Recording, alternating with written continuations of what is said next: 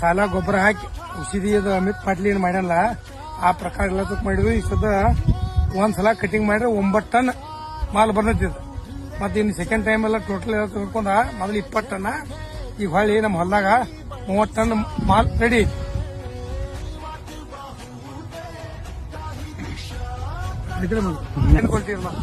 Second cutting second harvest ಪೈಲ 7 ಸಲ cutting ಮುಗಿದ.